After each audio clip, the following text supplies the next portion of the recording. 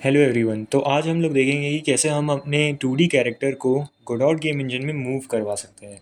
तो without further ado let's start. इससे पहले कि हम लोग मूवमेंट ऐड करें किसी प्लेयर में, हमें प्लेयर की ज़रूरत होगी, राइट। तो हम लोग एक प्लेयर बनाते हैं with the help of character body 2D node.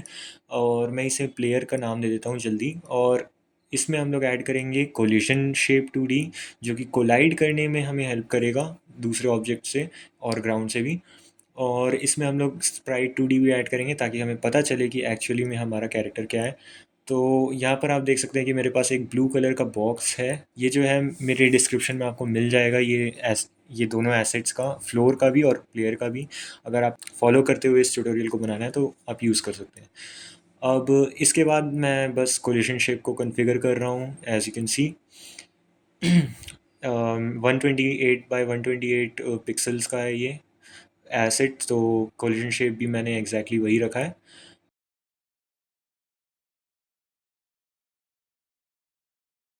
Now for the important part, what you need to do is select the player node, the main node, और उसके बाद उसमें एक स्क्रिप्ट ऐड करना। और you can name the script anything. मैं अभी के लिए प्लेयर अंडरस्कोर मूवमेंट नेम डाल दूंगा।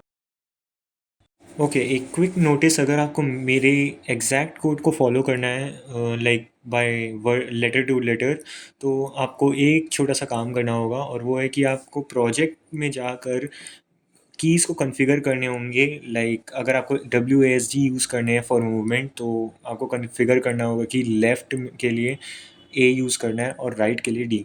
ये एक बार कॉन्फ़िगर कर लीजिए, उसके बाद आप एग्जैक्टली मेरे ही कोड को फॉलो कर सकते हैं।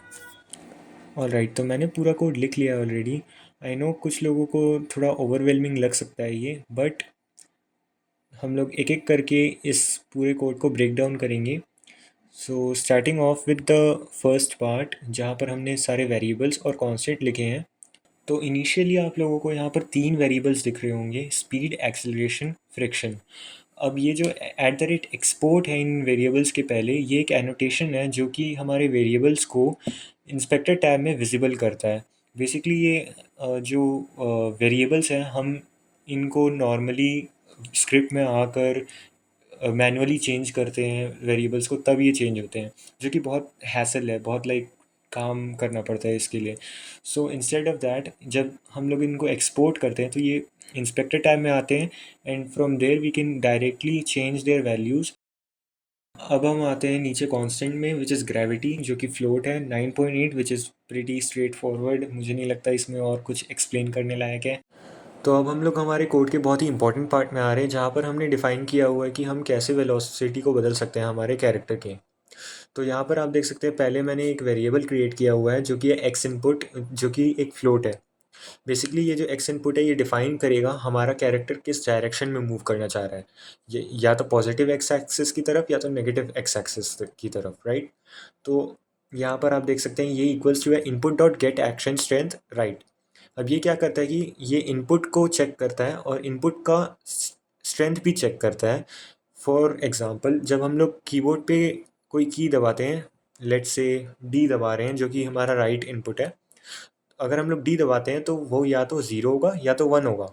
तो उसके एक्शन स्ट्रेंथ कितनी हो सकती है, या तो ज़ीरो होगा या वन होगा।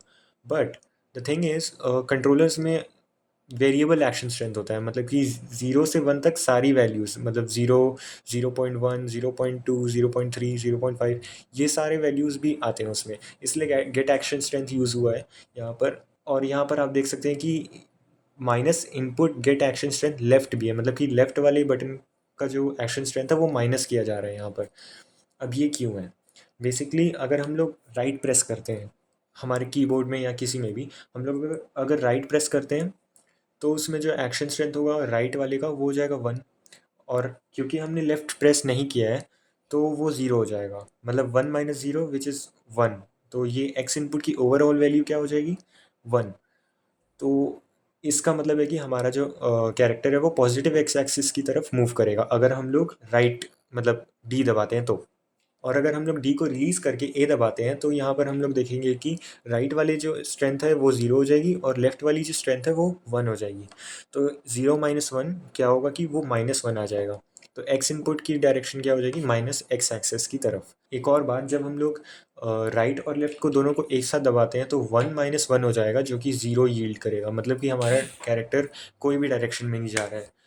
ये बहुत ही इंपॉर्टेंट है। और इसके बाद नेक्स्ट है हमारा वेरिएबल वेलोसिटी वेट, मतलब कितनी तेज़ी से एक्सेलरेट कर रहा है हमारा कैरेक्टर या फिर डिसलरेट कर रहा है हमारा कैरेक्टर। तो ये जो है ये भी फ्लोट होगा हमारा। तो यहाँ पर हम लोग सबसे पहले मल्टीप्लाई करेंगे डेल्टा को एक वैल्यू से, स्पेसिफिक वैल्यू से, जो कि ब्रैकेट के अंदर है। अब ये ब्रैकेट के अंदर हमने लिखा है acceleration if x input else friction.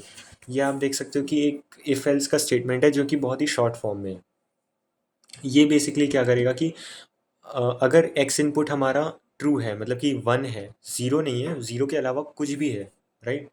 0 के अलावा -1 भी हो तो भी चलेगा। अगर 0 के अलावा कुछ भी है एक्स इनपुट, तब हम लोग एक्सेलरेशन का यूज़ करेंगे। ऐसा क्यों? क्योंकि अगर हम लोग मूव कर रहे हैं तो हमें एक्सेलरेशन की ज़रूरत पड़ेगी, राइट? तो इसलिए हम लोग एक्सेलरेशन का यूज़ करेंगे। और अगर नहीं है एक्स इनपुट, कोई ज़ीरो है, कोई भी की प्रेस्ड नहीं है, तो फिर हम लोग फ्रिक्शन का यूज़ करेंगे। क्योंकि अगर हम लोग की छोड़ देंगे तो हमारा कैरेक्टर उसी डायरेक्शन में मूव करता जाएगा। तो उसे रोकने के लिए हमें एक ऑपोजिट फोर्स लगेगा, जो कि ऑब्वियसली हम लोग फ्रिक्शन लेंगे ऑफ द ग्राउंड। तो फ्रिक्शन की वैल्यू से वो डिसलरेट होगा। उसके बाद हमारा आता है वेलोसिटी डॉट एक्स, जो कि हम लोग मतलब बेसिकली हम लोग कैरेक्टर को वेलोसिटी देंगे यहाँ पर। वेलोसिटी डॉट एक्स जो है वो हमारे कैरेक्टर का वेलोसिटी है, क्योंकि हम हमारे कैरेक्टर के ही स्क्रिप्ट में लिख रहे हैं। तो वेलोसिटी डॉट एक्स जो है वो हॉरिजॉन्टल वेलोसिटी है। अब इसमें हम लोग लर्प फंक्शन में डिफाइन कर रहे हैं। लर्प फंक्शन क्या होता है? ये एक इनबिल्ट फंक्शन है गोडॉट में, जो कि इंटरपोलेट करता है बिटवीन टू वैल्यूज़। मान लो आपके पास एक 0 है और एक 1 है, तो आप instead of going from 0 to 1 instantly, ये धीरे धीरे वैल्यूज़ को इंक्रीज करेगा टिल 1। ये बेसिकली एक तरह से लीनियरली आपका जो मोशन है उसको स्मूथ कर देगा। अब ये जो लव फंक्शन है ये 3 आर्ग्यूमेंट्स होल्ड करता है, जो कि है फ्रॉम, मतलब कि कहाँ से, टू कहाँ तक, और वेट, मतलब कि कितनी जल्दी कितनी धीरे। अब ये जो है बेसिकली लाइक मैंने फ्रॉम में लिखा है वेलोसिटी डॉट एक्स, टू में लिखा है एक्स इनपुट इनटू स्पीड, और हाँ इनके बीच में कॉमा लगा हुआ है।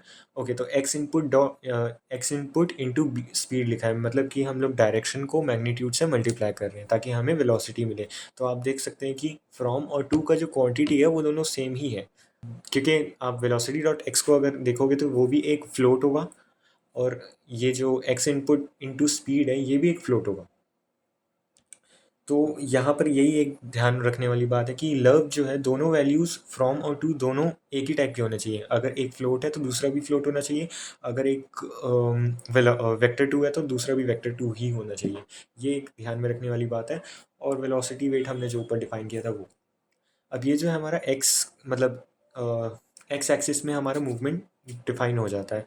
अब क्योंकि हमारा प्लेयर हवा में उड़ता तो नहीं रहना चाहिए, इसलिए मैंने एक छोटी सी और लाइन डाली है, जो कि है velocity dot Y plus equals gravity. अब ये जो है ये थोड़ा काउंटर इंट्यूटिव हो सकता है, बट गोडॉट में जो एक्स और वाई एक्सिस होते हैं ये थोड़े से डिफरेंट होते हैं।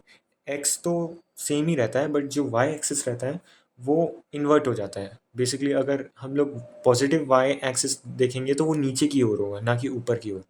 इसलिए हम लोग वेलोसिटी डॉट वाई में प्लस कर रहे हैं ग्रेविटी को। ऑलराइट, ग्रेविटी ऐड हो रही है तभी वो नीचे जा रही है।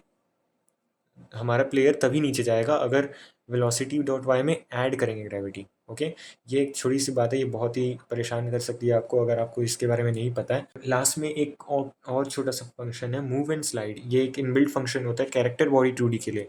रिमेंबर, ये एक कैरेक्टर बॉडी 2D का ही फंक्शन है स्पेसिफिकली, जो इसी में मिलेगा आपको। ये बेसिकली हमारे कैरेक्टर को मूव और स्लाइड करने के लिए एनेबल करता है। So that's it, let's check it out how the movement is going.